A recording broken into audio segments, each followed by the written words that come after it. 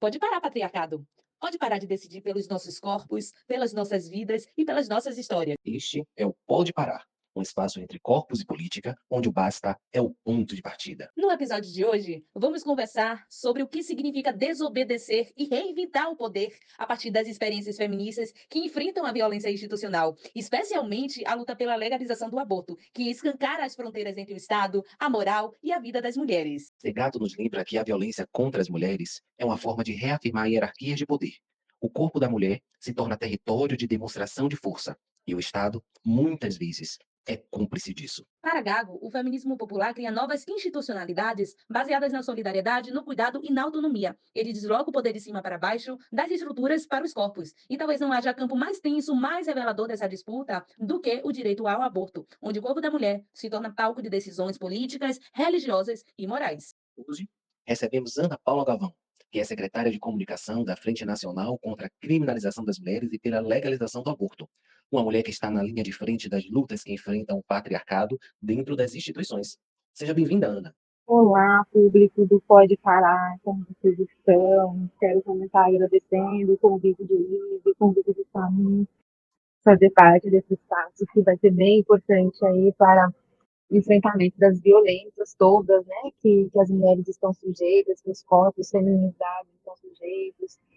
E vamos aqui, o que eu puder somar, vou fazer com muito prazer. Ana, como você chegou a essa militância e o que significa ocupar esse espaço dentro da Frente Nacional? Com muito envolvimento, com muita indignação e com muito acolhimento, né? Acho que é importante contar um pouco como que a Frente Nacional se organiza, né? É uma estratégia de luta de longo prazo, né? A gente tem entendimento que a legalização do aborto ela é uma luta de longo alcance, né? Na história mesmo, né?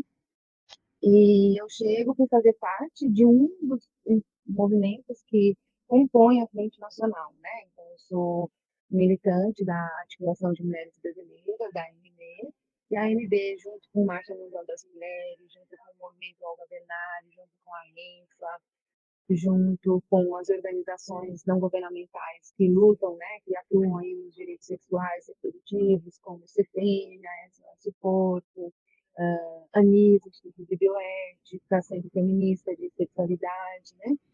É essa estratégia, né? Então, nós temos o entendimento que a legalização do aborto é uma conquista que só pode acontecer de uma maneira coletiva. Então, eu chego aqui com esse espírito de colaborar, né, aí com o fortalecimento dessa estratégia, com a efetividade dela. E daí eu estou aqui nesse momento, ocupo um espaço aí da Secretaria de Comunicação para fazer, né, essa estratégia acontecer, para que os enfrentamentos eles ocorram, né, no tempo necessário, que a gente consiga dar respostas, né, para os ataques que a gente vem sofrendo ao longo no mínimo de umas 3 décadas, né, que é quando a extrema-direita começa a se organizar para tirar, né, os direitos sobre os próprios corpos, né, das pessoas que vivem. Então, é assim que eu chego e também com muito entusiasmo, porque eu acredito bastante nessa estratégia, nessa forma de atuar, nessa forma de dar uma resposta, né, de se fazer presente para não ter nenhum espaço vazio e daí para que a extrema-direita não se aproprie dos nossos imaginários, dos nossos. A luta pela legalização do aborto é também uma luta contra a violência institucional. Quais são as principais barreiras institucionais e morais que o movimento enfrenta hoje? A gente tem um caso muito emblemático aqui no Brasil, que ele ocorreu em 2008, que é o caso das 10 mil no estado do Mato Grosso. Então, foi quando uma clínica de aborto seguro, mas clandestina, né? Então, era uma clínica obstétrica mesmo, né? Ginecológica, as mulheres faziam consulta e a médica que atendia, ela também fazia abortos seguros, mas é isso, como não é legalizado no Brasil, ela é colocada numa situação de clandestinidade, ainda que o aborto era feito, né, em condições seguras para as pessoas, né? Essa clínica ela foi denunciada, houve uma batida policial e a Polícia Militar do Estado do Mato Grosso sequestrou 10 mil prontuários, né? de todas as pessoas que haviam passado por aquela clínica. Então, o entendimento de que aquele espaço só fazia aborto, mas não, era, acompanhava pessoas gestantes, uma clínica de consulta normal e de saúde da mulher, né?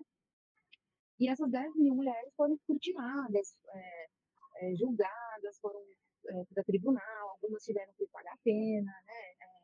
E o que causou muitos traumas, né? Então, essa atuação, né? E houve aí um envolvimento de um político. Então, foi a primeira vez que os políticos brasileiros se juntou à força policial para perseguir 10 mulheres, né? Então, foi um alerta para esses movimentos que já atuavam para avançar em direção aos direitos sexuais e direitos reprodutivos das mulheres, de que era necessário ter uma organização específica para proteger esses direitos, né? Então, dentro da perspectiva de que lutar por direitos também é um direito, né? Então, foi assim que essa estratégia se consolidou, né? Então, sim, né, nessa breve explicação, a gente pode ter, sim, responder, né, de uma maneira positiva a esse quadro negativo. A luta pela legalização do aborto é uma luta contra a violência institucional contra as pessoas que gestam, né? É, e é uma luta de longo prazo. A gente tem esse entendimento que a nossa articulação ela tem que ser feita de uma maneira permanente, temos que estar sempre alerta e sempre de uma maneira coletiva para enfrentar esse ataque, que também é um ataque coletivo. Você ter uma força policial, você ter deputados, você ter senadores, né? Então, o Congresso Nacional, em parceria com as polícias militares, com as polícias civis, para perseguir pessoas que decidem a sua vida reprodutiva, é uma maneira de lutar contra uma violência institucional, sim. Rita Segato fala que as instituições reproduzem uma pedagogia da crueldade, mas que as mulheres criam outras pedagogias baseadas no cuidado e na escuta. Você percebe isso dentro da frente? Sem dúvida, está na gênese da Frente Nacional, né, contra a criminalização das mulheres e pela legalização do aborto, a solidariedade, né? Então, em 2008 houve um impacto, né, de que as pessoas não merecem ser humilhadas, maltratadas, muito menos presas, né, por ter decidido fazer um aborto, né? E muito, também as pessoas que viabilizam essa decisão para as pessoas, né, que decidem abortar, então médicos, enfermeiras, né, que decidem apoiar essa essa decisão de pessoas autônomas, né? Então essa valorização da autonomia, né, das pessoas que gestam é uma maneira assim diferente, né? Assim, é uma é se aproveitar, né, da fresta que o colonialismo trouxe para a gente, essa fresta que ficou ali aberta por um bom tempo, que é o da solidariedade feminina mesmo, né, feminista entre as pessoas desse gênero, que é tão subjugado ao longo da história, né? Então, sim, é uma maneira muito potente, né, da gente se colocar no mundo, né, e uma maneira de ir na contramão de pensamentos misóginos, de políticas machistas. Verônica Gago propõe pensar o feminismo como um movimento que reorganiza a economia e a política desde os corpos e os territórios. De que forma a Frente Nacional traduz isso na prática? A questão dos territórios, né, que a Verônica Gago também traz de uma maneira muito brilhante, foi absorvida vem sendo absorvida pela Frente Nacional, justamente com a capilarização dessa estratégia nos territórios dos municípios, nos estados, né? Então, a partir de 2015, 2016, a gente passa a ter as frentes estaduais, as frentes locais, para justamente ser lugares de pronta resposta para os ataques que acontecem nos legislativos dos municípios, né? Então, as câmaras de vereadores, seguindo o modelo de um Congresso Nacional conservador, vem tentando também impedir o direito de aborto nas cidades. Então, a resposta que a Frente Nacional consegue dar de maneira local é justamente criar esses espaços de discussão, de estratégia, de troca de saberes entre várias cidades, militantes feministas de várias cidades, para que outras possam instrumentalizar de uma maneira mais assertiva, né? Então, na atualidade, a gente vem presenciando diversos projetos de lei que, por exemplo, falam da síndrome pós-aborto, né? Uma fake news, isso não existe, as pessoas não ficam deprimidas depois de ter feito um aborto voluntário, né? Então, as pessoas podem ficar muito abaladas e com toda a legitimidade, com toda a razão, após um aborto ter sido feito em decorrência de uma violência sexual. Mas vamos deixar as coisas nos seus lugares, né? A violência sexual é que provocou essa situação, e não a decisão da pessoa de interromper uma gestação fruto dessa violência.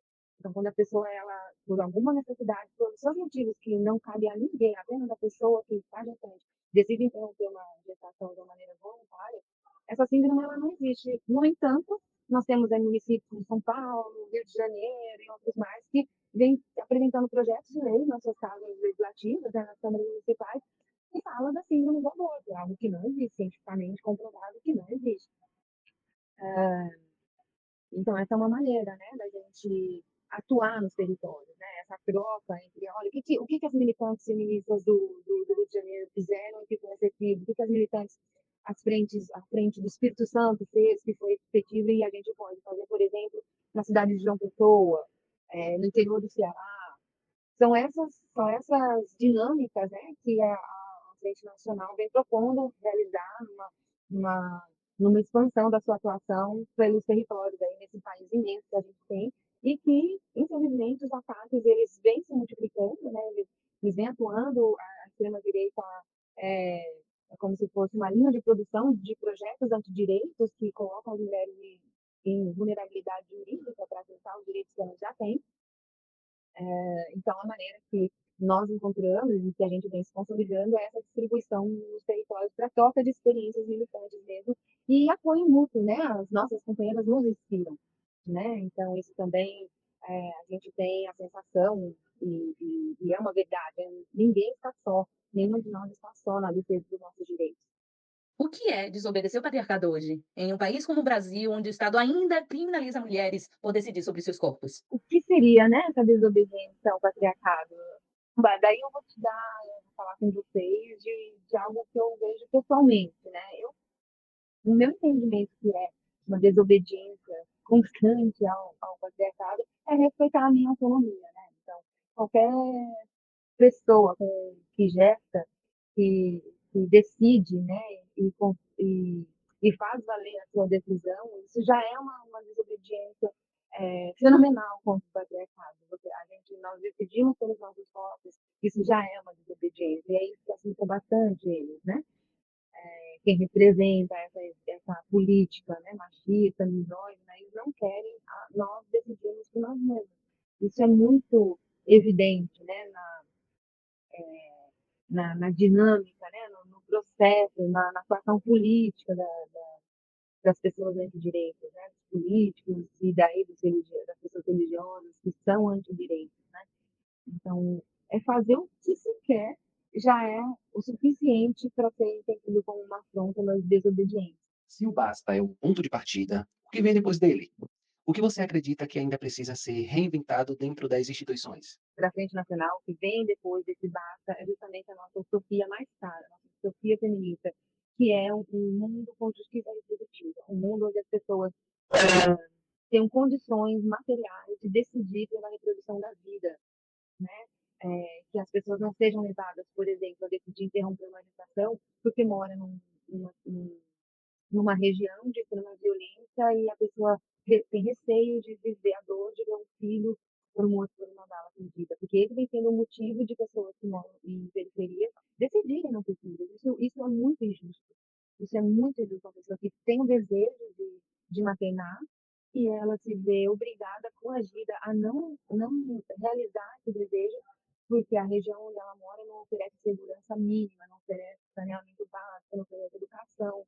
Então, nosso horizonte é que as pessoas não sejam coagidas a ir contra os seus próprios desejos, sobre os seus próprios corpos, sobre as suas próprias vidas.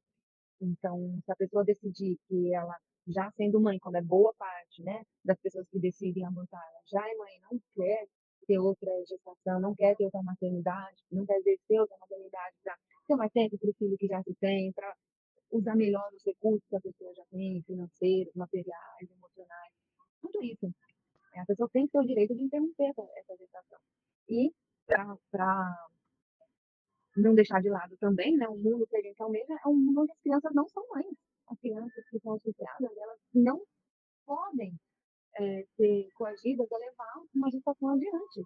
né, o risco de vida que essa criança corre, o futuro todo prejudicado que ela vai ter a partir de uma gestação fruto de uma violência. Acho que é muito importante a gente dizer que nenhuma criança que engravida, ela engravidou por uma decisão autônoma, né? Ela foi vítima de um estupro que muitas vezes acontece dentro das próprias casas, pela instituição que deveria protegê-la e não protege, que é a família. E daí essa criança não encontra proteção na família, essa criança não encontra proteção na escola, conselhos tutelares totalmente ocupados por pessoas cristãs, né, que praticam de um jeito deturpado o cristianismo, e daí, ao invés de oferecer o caminho para aquela criança interrompendo a gestação, se propõe a fazer uma novena na casa daquela criança para abençoar, ou sei lá o quê, que é essa coisa, essa maldade revestida aí desses discursos falaciosos, né, do que vem a ser um cristianismo. Então, é isso, o que vem depois do basta é justiça retributiva para todas as pessoas. O feminismo é a desobediência que se organiza. E o direito de decidir é uma das formas mais radicais de dizer: pode parar patriarcado.